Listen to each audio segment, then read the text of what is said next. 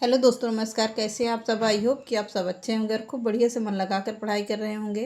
तो आज हम लोग हिंदी साहित्य के प्रश्न को हल करेंगे। बहुत ही इम्पोर्टेंट क्लास है ये, तो आप लोग वीडियो की स्किप मत करना और अच्छे से पूरा पढ़ाई करना, क्योंकि यहाँ से प्रश्न आप लोगों को परीक्षा में देखने को मिल सकते हैं। तो चलिए आज के सेशन को स्टार्ट करते हैं बहुत ही इम्पॉर्टेंट प्रश्नों के साथ। पहला ही प्रश्न देखते हैं। पहला ही प्रश्न बहुत ही अच्छा है और ज़बरदस्त प्रश्न है ये। लिपस्टिक की मुस्कान नाटक के रचयिता कौन है? बिल्कुल नया प्रश्न है। लिपस्टिक की मुस्कान नाटक के रचयिता कौन है? तो कौन होंगे? विष्णु प्रभाकर की रचना है ये। कौन सी? लिपस्टिक की मुस्कान। अगला है सेनापति उदल नामक नाटक के रचयिता कौन है?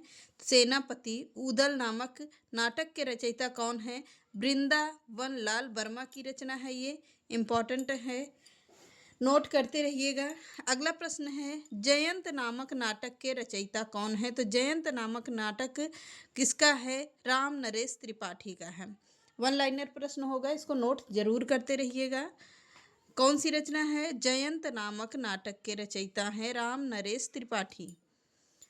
हो गया होगा। आगे बढ़ते हैं। कस्बे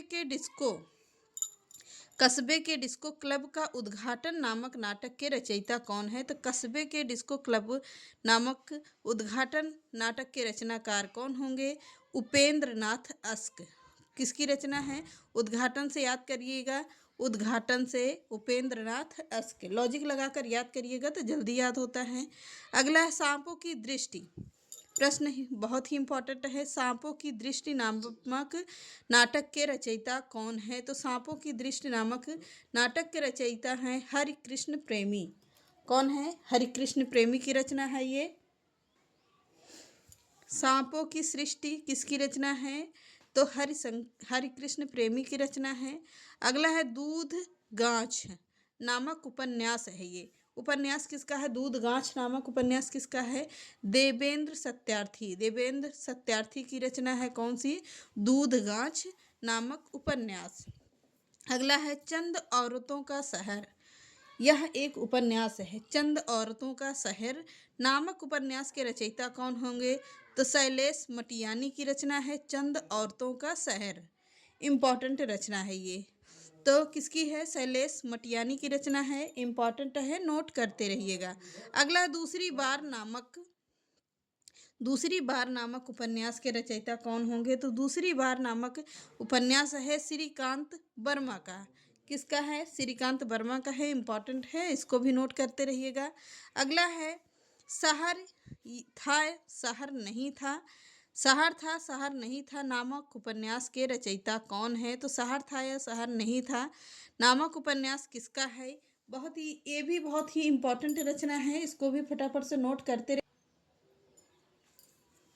शहर था शहर नहीं था नामक उपन्यास के रचयिता कौन होंगे? राजकमल चौधरी हैं। कौन है? राजकमल चौधरी की रचना है ये। इम्पॉर्टेंट है।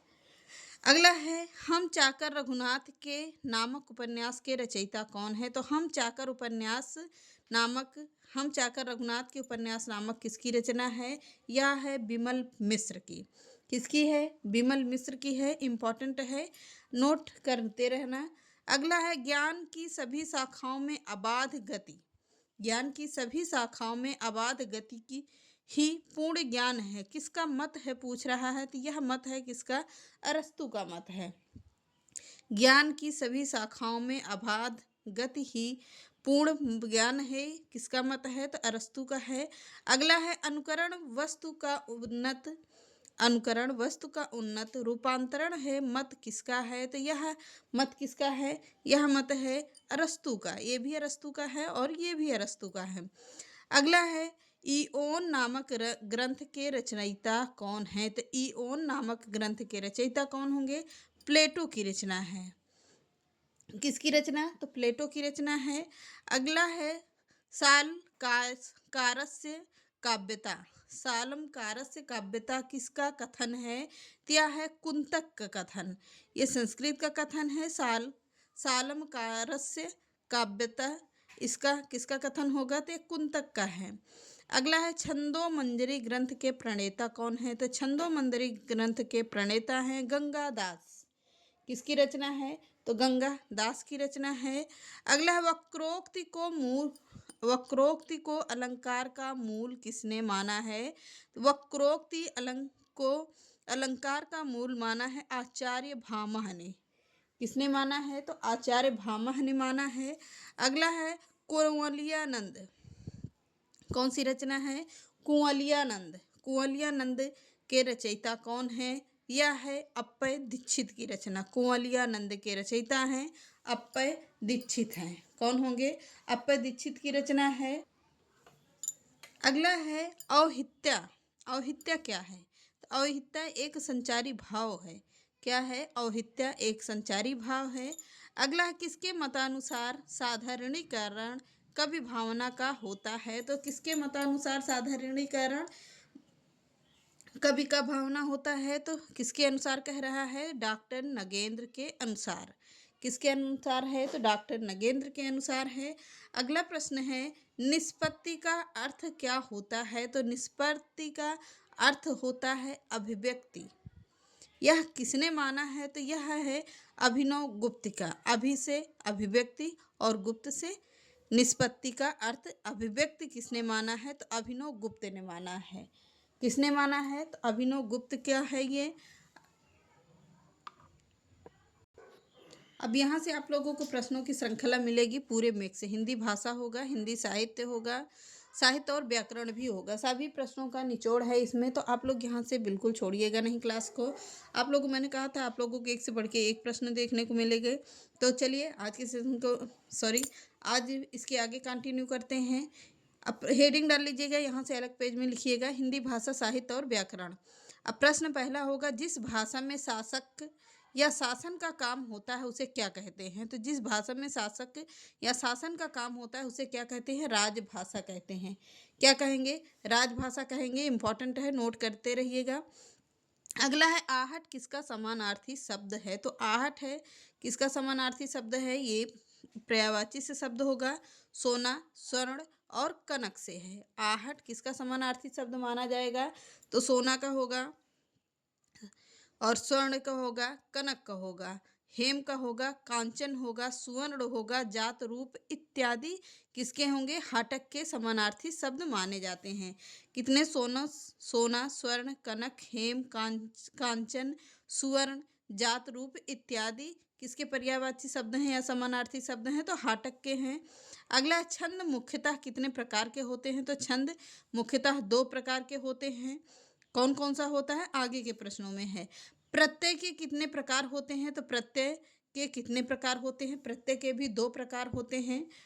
कितने प्रकार होते हैं? तो प्रत्यय के 2 प्रकार होते हैं। अगला प्रश्न है महाकाव्य में कम से कम कितने सर्ग होते हैं? तो महाकाव्य में कम से कम 8 सर्गों की श्रृंखला होती है। कितने सर्गों की? तो 8 सर्गों की श्रृंखला होती है। अगला भरत मुनि के अनुसार रसों की संख्या क्या है? तो भरत मुनि के अनुसार रसों की संख्या अगर पूछता है तो 8 रस माने गए हैं। अगर वैसे ही केवल रस पूछता है कि रसों की संख्या कितनी है तो टोटल 11 मानी जाती है। भरत मुनि के अनुसार पूछता है तो 8 मानी जाती है। अगला है राजभाषा अधिनियम किस वर्ष पारित हुआ था? तो राजभाषा अधिनियम पारित हुआ था कब? 1963 ईस्वी में। कब हुआ था? 1963 ईस्वी में हुआ था। अगला प्रश्न है बोली को अन्य किस नाम से जाना जाता है? तो बोली को अन्य किस नाम से जाना जाएगा? विभाषा के नाम से जाना जाता है। किस भाषा से? विभाषा के नाम से जाना जाता है। अगला संचारी भाव को अन्य किस नाम से जाना जाता है? तो संचारी भाव को अन्य नाम से जाना जाता है व्यभिचारी भाव के नाम से। किससे? व्यभिचारी भाव के नाम से जाना जाता है। अगला संचारी भाव के कितने प्रकार हैं? तो संचारी भावों के कितने प्रकार हैं? 33 यानी 33 प्रकार माने जाते हैं। अगला है वर्ण किसे कहते हैं? तो वर्ण उसे कहते हैं, वर्ण वह छोटी से छोटी ध्वनि है जिसके टुकड़े ना किए जा सके, जैसे आ, का, खा आदि। इसके आ, का और खा के जितने भी होते हैं इसमें टुकड़े नहीं किया जा सकते, यानी कि इसको तोड़ा नहीं जा सकता है। तो वर्ण वह छोटी से छोटी ध्वनि मानी जाती है। अगला है वर्ण कितने प्रकार के होते हैं? तो वर्ण 2 प्रकार के होते हैं। कितने प्रकार के होते हैं? तो वर्ण 2 प्रकार के होते हैं। कौन कौन से होते हैं? अगला प्रश्न है वर्ण के कितने प्रकार? तो स्वर पहला होगा, दूसरा होगा व्यंजन। वर्ण के दो प्रकार के होते हैं, स्वर और व्यंजन। अगला स्वर किसे कहते हैं? तो स्वर किसे कहते हैं? जो अक्षर जो बिना किसी अन्य वर्ण की सहायता से बोला जा सकता है उसे स्वर कहते हैं। किसकी सहायता से? जो बिना किसी की सहायता से बोला जा सकता है तो उसे स्वर कहते हैं। उदाहरण के लिए देखिएगा, आ होगा, ई होगा, उ होगा, ए आदि। ये किसके अंतर्गत आते हैं? तो बिना सहायता के स्वर बोले जाते हैं। अगला प्रश्न है, हिंदी भाषा में कुल कितने स्वर हैं? तो हिंदी भाषा में कुल 11 स्वर हैं। कितने स्वर हैं? तो कुल 11 स्वर हैं। अगला व्यंजन किसे कहते हैं? तो व्यंजन के किसे कहते हैं? जिन अक्षरों को बोलने के लिए स्वर की आवश्यकता हो उसे व्यंजन कहते हैं। किसे? जिन अक्षरों को बोलने के लिए स्वर की आवश्यकता पड़े उसे क्या कहते हैं? व्यंजन कहते हैं। अगला प्रश्न है, हिंदी भाषा में कुल कितने व्यंजन हैं? तो हिंदी भाषा में कुल 39 व्यंजन हैं। कितने हैं? 39 व्यंजन हैं। अगला प्रश्न है, वाक्य किसे कहते हैं? तो वाक्य शब्दों के सार्थक समूह को क्या कहते हैं? वाक्य कहते हैं। शब्दों के सार्थक समूह को वाक्य कहते हैं। अगला प्रश्न है, अर्थ की दृष्टि से वाक्य के कितने भेद हैं? तो अर्थ की दृष्टि से वाक्य के कितने भेद हैं? 8 भेद हैं। कितने होंगे? 8 भेद होंगे। अगला प्रश्न है, रचना की दृष्टि से वाक्य के कितने भेद हैं? तो रचना की दृष्टि से वाक्य के 3 भेद होते हैं। कितने भेद होंगे? 3 भेद होंगे। अगला प्रश्न है, शब्द किसे कहते हैं? तो शब्द वर्णों के सार्थक समूह को शब्द कहते हैं। प्रश्न, व्याकरण के अनुसार शब्दों के कितने भेद होते हैं? तो क्या होगा? व्याकरण के अनुसार शब्दों के 5 भेद होते हैं। कौन कौन सा है? संज्ञा, सर्वनाम, विशेषण और अव्यय। क्रिया और अव्यय। कितने भेद हो गए? तो शब्द के व्याकरण के अनुसार 5 भेद, संज्ञा, सर्वनाम, विशेषण, क्रिया और अव्यय। तो ये रहे आज के हिंदी व्याकरण के प्रश्न और साहित्य के प्रश्न पूरे मिक्स करके मैंने लिया है। तो आई होप कि आप लोगों को क्लास समझ में आई होगी। तो मिलते हैं नेक्स्ट क्लास में। नमस्कार।